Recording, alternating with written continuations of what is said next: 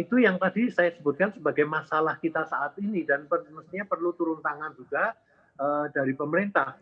Dari ongkos-ongkos tadi yang termasuk yang besar adalah pembayaran rental dan servisat kepada pengelola pusat belanjanya. Jadi kalau kita lihat saat ini retail adalah suatu usaha yang lebih kepada padat karya, bukan padat modal. Seperti apa? Karena kita sekarang ini setiap merek ada satu karyawan yang bertugas di situ atau biasanya kita sebut SPG. Nah, kalau di dalam retail sendiri di Jakarta itu ada sekitar 4 juta meter persegi.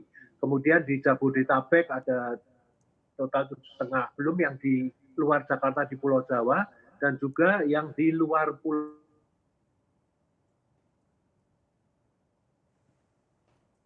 Pak Handaka masih mendengar suara saya? Ya, Pak Handaka masih mendengar suara saya dengan jelas? Ya, saya bisa dengar. Oke, boleh dilanjutkan kembali jawabannya, apabila 15,5 juta meter persegi ini kita isi dengan karyawan dibagi 30, maka ada 500.000 karyawan sampai 600.000 karyawan hanya di bidang retail. Jadi ini yang harus mendapat perhatian yang sangat serius dari pemerintah, karena yang ada sekarang sudah ada relaksasi, misalnya PPh 21 dan lain-lain, tapi ini terbatas kepada 19 sektor yang lain seperti manufacturing dan lain-lain. Jadi malah retail belum terjamah. Jadi kami mengharap agar pemerintah segera juga memperhatikan bagaimana retail, bagaimana efeknya karena cash flow-nya yang turun menjadi tinggal 10% di tangan, sedangkan pembayaran terus jalan, dan juga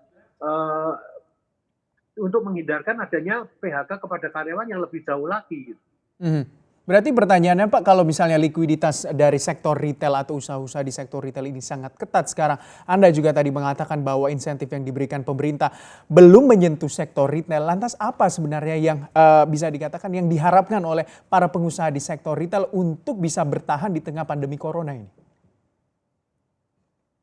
Ya, tentunya harus membantu dalam cash flow ini tadi. Contohnya supaya penjualan yang ada dari 10% tetap bisa kami gunakan. Bagaimana dengan PPh 21?